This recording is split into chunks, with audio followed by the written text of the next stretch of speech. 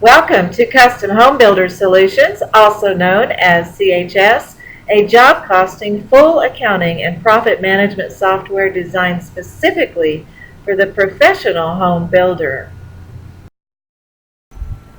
Since CHS is a full and complete accounting program, over time you will of course have a whole lot of those accounting records everywhere, and there needs to be ways to search them, to find things, to filter them is another word for it, to find various things that you're looking for in your great big massive accounting database over time, which means you might have thousands of records. You might have a whole bunch of all payables records, a whole bunch of lists of checks that you can find behind here, a whole bunch of deposits that you're searching for. And those are produced in lists that you can scroll in CHS, but also that you can filter and then search for specific things and then do reports based on your search, which is a powerful feature in CHS. To demonstrate all of this, I'm going to go to all payables records because the largest bulk in a job costing accounting program for a custom home builder, the largest bulk of records are most likely to be your payables records, where you're paying all of those trades and suppliers and various things for job costs. So we're going to use the window for all payables transactions to demonstrate our features about first filtering and then searching for something after you've filtered it. So what you'll get is a menu that's going to allow you to filter your records before you open the great big list of all your payables record. The very first thing for a filter that I'd like you to notice is that CHS will go out and look at your great big accounting database, all your records in your accounting, and show you the record with the from and to dates, the minimum GL date and the max GL date that you've used for those records, just for your information, to show when your earliest record is and when your latest record is dated. If you want to use those dates, in other words, you want to return all of your payables records, you can use this hyperlink to click this to use min-max GL dates. So you'll notice when I did that, the same dates that are up here went into here. Now it's empty so that it's prompting you, maybe you don't want to open once you have thousands and thousands of records. Maybe you don't want to open all the records since the beginning of time. So it's empty when you first open it. And if you do dates or any of these other from and to fields here, the from field needs to be less than the to field. In other words, this date needs to be before that date. This needs to, for vendors, it needs to be, it shouldn't be Adams, Tom, and then one that's up earlier like that. It should not be like that. Because actually, since it's a from and to logic, sometimes trying to search backwards like that can cause some confusion and you might not get the results that you like. I'm going to use this button to reset the filters because I don't want that bad filter that I put in there. And I will use the minimum and max dates the first time I open this, and we'll come back and maybe narrow it down to some vendor here just a little bit. It does tell you that all criteria must be filled in, like if I remove this date, you'll notice that this button goes dim, and that's because it's wanting something in every single field here so that it can filter. The vendors, the jobs, you'll see we put a 0, so that'd be the very earliest one. You don't have to change those. This means that you'll get all of them because their codes, it'll go 0 to ZZZZ, and for the cost codes, which is a number, it'll go to 09999. I'll click this to use the min-max dates again, and you see my button is enabled. So let's click this to show all. This will show all because we have the wide range of dates, the wide range of jobs, the wide range of vendors, so it takes a little bit longer to open. And you'll see what your initial base filters are once this big list of 691 records. Now over time you'll have a lot more. This is our demo, and we don't have a ton like a real builder's office will. You might have several thousand here. But you'll see your filters, the jobs, the vendors, the cost codes, and those GL dates from and to right here. So you'll see your base filters. And so I'd like to show you first, before we go through scrolling this, But if you do a report based on search results, it'll be based first on these filters and then any searches that we do here in a minute. So if I do a based on search filters, open the HTML report and slide all, you'll see the top of it, and then if I slide all the way to the bottom, what I'd like to show you is it's showing you what filters show you between dates, the vendors between 0 and 0, ZZZ. It's showing you what filters this report was based on before you opened it. So I just wanted to show you that. And also, you will notice 691, we have this big list, and this says total of 11 records loaded. That's because to cut down on opening and loading time, we don't bring to your browser all 691 records right up front so that it will open faster. It's basically loading 100 records at a time, which means right now this probably only has about 100 records that total up to this, but if AAA Property Management, these are grouped by vendors, since this is a payables thing, by trade suppliers, etc., and their various bills. This is not about really about the data here, but so you'll notice that when you scroll down, all of a sudden you're getting a whirly wheel, which means it's bringing in some more records now that you've scrolled down. And once it's brought them in, this will jump back to the top, and then you can do it again, and then it'll whirly again until you feel like you've counted enough. You'll know when you're done because this thing will quit jumping back to the top. So you can see how that's kind of time consuming to keep slowing down and loading. So most often when you're here at the Vendor Bills Transactions database, you really are interested in only certain types of things. So you will use to narrow things down further. If you didn't have the feature on the front, you might have just narrowed it down to one vendor, which means you may not have 100 records, or you might on your filters when you started in. But we're going to use the search button up here, and that's what this video is mostly about, is how to use this search feature. So instead of scrolling, like I say, first use your search button to get it narrowed down. And let's take a look at those, what we see here. Now all of these things like vendors, vendor types, general ledger account numbers that you're using, cost codes, jobs, and these various fields here, invoice number, invoice date, paid date, etc., these are fields to search by, and they're based on all these columns that are here.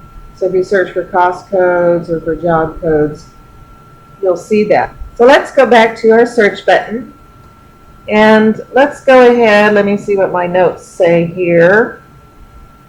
Let's talk about these first before we go to these fields. Let's talk about these boxes. This one is showing a list of all your vendors so that you can use it for searching. And you could just go ahead and say, I want to see just ABC Foundation, and submit the search down here with the submit button. And you'll see that we've got ABC Foundation and only 50 records. And since there's only 50, you're not going to have it whirling when you go down there. Let's talk about something else in these drop-down boxes. If I wanted to see ABC Foundation and some other one like that, remember ABC is selected up there, but I want to see also Big Buck, I can hold down the Control key on my keyboard and select Big Buck Construction. And now I have both that ABC one, I think, and the Big Buck, and I'll submit search. And you can see now 80 records have been returned instead of the 50, so that means that if we scroll down here, we'll see all this ABC Foundation one, then we'll see Big Buck. So we see these two vendors. And if you do a report, vendor ledger, look at your filters, it's going to see how it's saying, even though the original filter said between 0 and ZZZ, it's also attached another filter, vendor equals ABC Foundation or vendor Big Buck. So it's telling you what you base this report on there. Let's do search and clear all of our search fields with this button over here so that it goes back to no selection in these fields. Or if you just wanted to do it manually, you could scroll up and select no selection. That means I don't have it narrowed down to vendors. If you want to do, for some reason, some range of vendors, like say all the ones with a C, you could start scrolling down. Click on the first one, hold down your left key, start scrolling. Or if I go back to just this one, I could hold down my shift key. Say I was thinking I wanted all the C vendors for whatever reason. I hold down my shift, select the first one, then hold down the shift key, and you'll see how all those are highlighted, which means it will return all the C ones. But there's an easier way to do it and a better way to do it, because remember how we saw that filter where it said or this, or this, or this, or this? If you get too many of these, like this being the or thing, it might kind of blow up your report, make it too slow to open. So I'm going to go back to no selection for vendor, and you're going to see that there's another field here. It says range vendor ... to vendor. In other words, you can tell it the range that you want. And there's, by the way, we're going to look at this some more, but sliding farther down, there's a bunch of search tips about how you can do it, and it says ranges separate by 2 dots for how you can fill in some fields for searching. But let's say we do want the C vendors. Let's just do a C and a ... and then a C, and let's put a bunch of Z's after that. In other words, since there can only be 10, it's searching based on their vendor code, and the max you can have in there is 10. So this should narrow us down to just the C vendors. So let's submit that search. Now you'll see we do start with capital this and that, and you have various just vendors that their vendor code started with a C. And if you do your report and you look at your filters for that, you'll notice that it says in vendor greater than C, and vendor less than or equal to, greater than or equal is what that sign is, and vendor less than or equal C.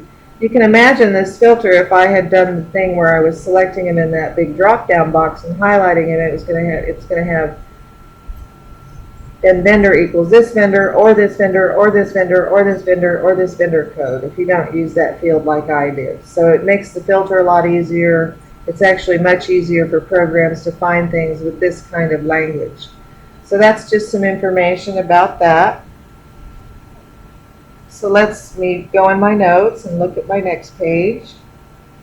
See what I want to do.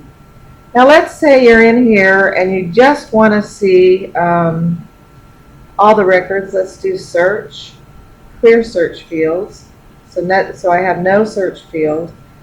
And in CHS, the way that it tracks job costs, and you'll see that all over the place, is that in your great big database of accounting records, if there is a cost code other than 0 on the record, that means it has been marked as a job cost for your job cost subsidiary reports. So if you're for some reason in here and you just want to see records that have been marked as job costs, if you go back behind here, notice that we have something about Compass Bank and we just have a 0 cost code. So that's not a job cost. These are, because they have cost codes other than 0. So a way for you to search for ones that are just job costs is that you could just ask for, use this feature and say try, and it gives you a tip about that. Try greater than 0 for job costs. So if I put greater than 0 right here in the cost codes for my search and submit,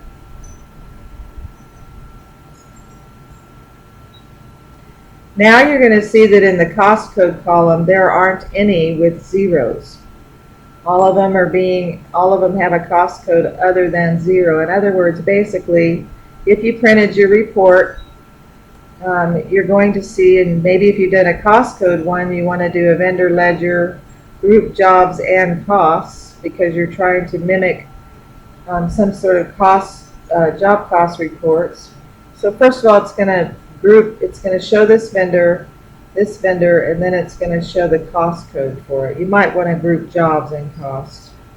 It's doing by vendor then by job, see that job here, and then by cost code. So anyway, if you go to the filters at the bottom of this, you'll see in cost code greater than 0. So that's that filter. It's a way to look for job costs. Now let's go back to the search and let's clear search fields. Maybe you wanting to troubleshoot a little bit and say, did I get a cost code on all the records that should be costs? And maybe I didn't, which means I left a 0 cost code on them. So maybe you want to just search for the 0 cost code, but you only want to search for ones that are jobs. There's a job that is called the H job in CHS, which is considered the overhead job. It is not really one of your projects. It's the job that will just default in, say you're posting a telephone bill, that kind of thing. And so the H job will just default in. So we only want to look for ones that do have a job code on it. And so let's look down here at our tips, say we want to look at all of them except the H job. So there's something down here that says not equal to in your tips, a little code about that you would use an exclamation point equals, and that has to do with being on the web. Don't ask me why it uses those codes. But web JavaScript for your web browsers needs not equal to 0 is what an exclamation point and equals. That means not equal to 0. And that's what you need to use if you're wanting a not equal to. But right here we're wanting a not equal to H. So let's do exclamation point equals H. That means not equal to H. In other words, there'll be a job code, and we've selected 0 cost code. In other words, we're going to find everything posted to various jobs that have a 0 cost code, and we're looking to see if we're okay with that. Now we've elected, when we're deducting liability insurance from our vendors, not to credit the job as a cost on job cost reports. We don't want to give credit to them. It's us that are deducting liability insurance or workers' comp insurance that we're going to have to pay later. Then there's a feature in CHS called paid voucher revenue, and it's actually going to post a bill that does have a 0 cost code to handle all the ins and outs. That's when an outside party pays a bill. One side of it did get a cost code, and the other side, this is a record prepared by CHS, and you'll find that if you for some reason tried to delete this or edit this paid voucher revenue one, you're going to get a big notice about that and how you can't, and all the entries that were posted associated with that paid voucher, which is something that CHS handles for you. It's really handy, but it will have a 0 cost code on it. So when I did that, when I clicked that, in case I did delete those, it needed to refresh my entire database. Notice that it doesn't just have my search anymore. It's not just zeros, and that there's 691 records back. But when it does that, refreshes and brings all of them back, you can use the resubmit search button. 64 records that have a cost code of 0 but do have a job code. So I would just be looking, maybe this one here I should have had a cost code on because there's a job and a 0 cost code, and it says City of Austin Gibson Utilities. So it's possible that I want to go ahead and edit that one and give it a cost code right here. I'm not going to do that right now. That's all in other things. But I'm just showing you how you can search things and figuring out how to find things. So let's go back to the search. Let's clear all of our search fields. In other words, everything will go back to this. And I'd like to tell you that if you just want to see, remember we opened with our initial filters being a big wide range of dates, but you can narrow them down here. And maybe we just want to see everything that was posted after a certain date and not between a range, that has an invoice date after a certain date. Let's see everything that we did in 2019, which isn't much since this is our demo thing. You can do the from field this, and then leave the to field blank. In other words, it's just going to show us everything between, that has this date and everything after that date. So you can use the from to ones like that, where you can leave the to one blank if you're wanting to just see everything dated for that date. Notice these are all 2019, all of the records if I scroll. And if you do a report of that and you look at its search features, its filters, it recognized what I did, and it just said and GL date greater than or equal to this date. So that's interpreting how some of those filters look for you. Let me see if there was anything else I wanted to say. Notice that one of the columns on here is a check number if the thing was paid. You'll notice that there's paid, unpaid, etc., but there's a check number, and I happen to know a check number. Let's clear all our search fields so we don't have any. Let's say I just want to see what records were paid with a certain check number, so I wrote down, let's try 38046 check number, and submit a search. Unfortunately, we have so many columns that we have to be way over here. You'll see now that I've just been returned everything with the check number 3046. Apparently that check was paid to ABC Foundation, and here's probably the amount of the check, because it's total of 6 records loaded so far.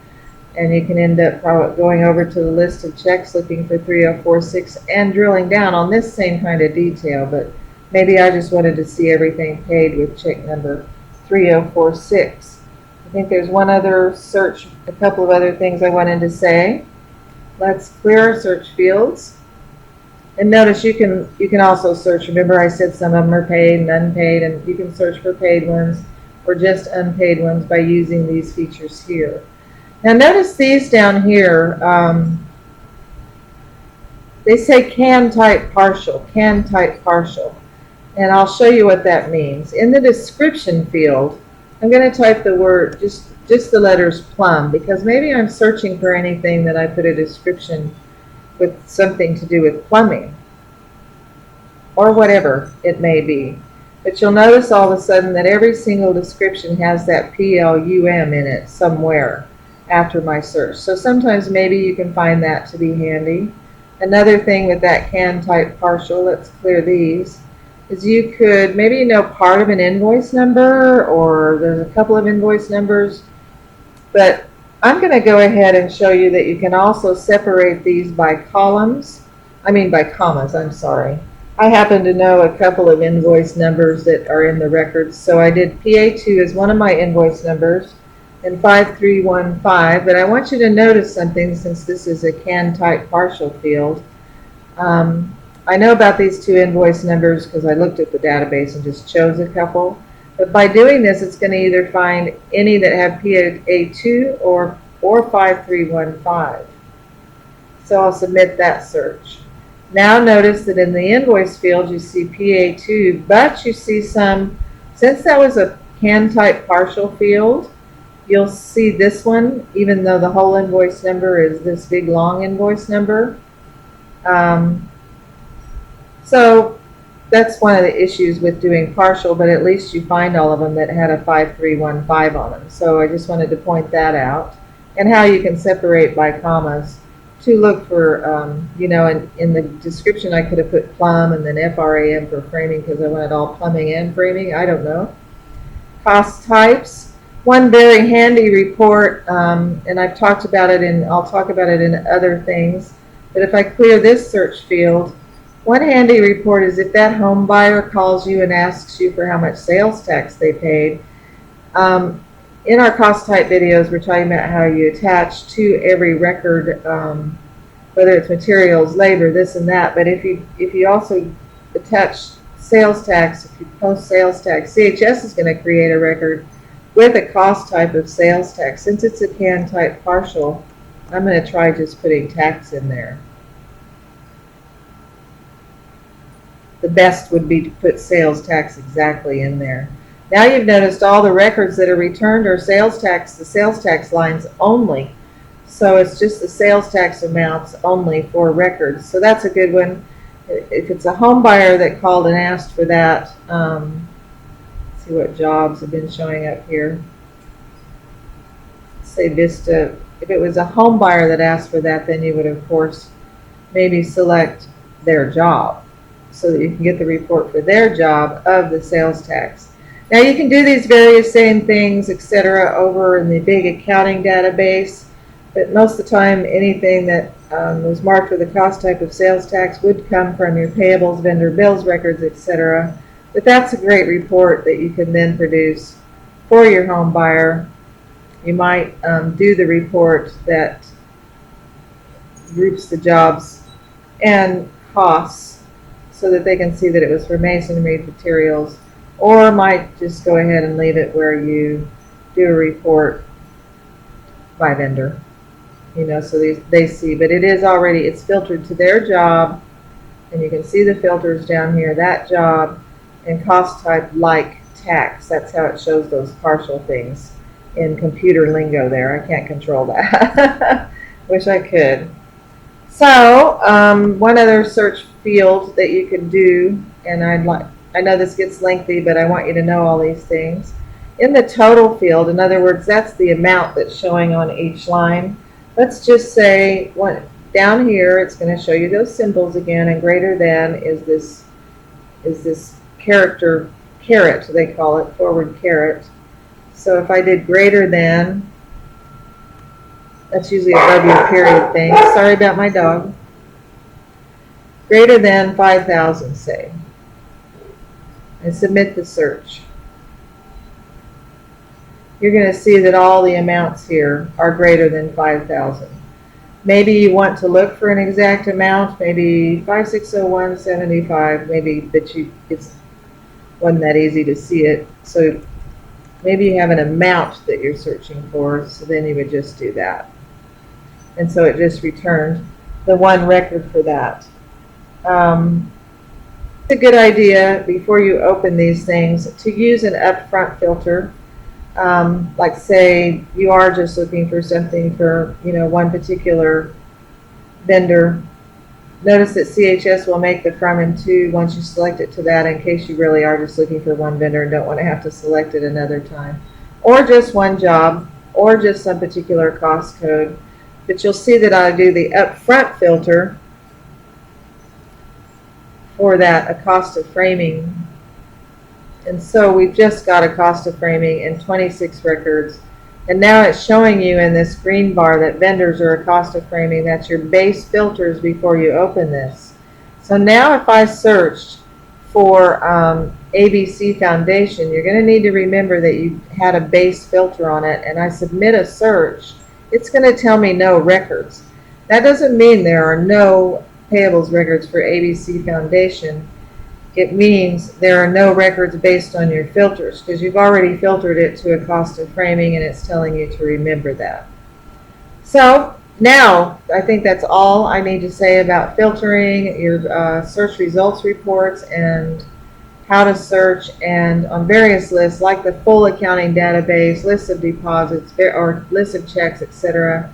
You'll find your base filters usually first, and then a search button like we were using with fields and things to search that relate to that particular kind of list. Thank you for watching.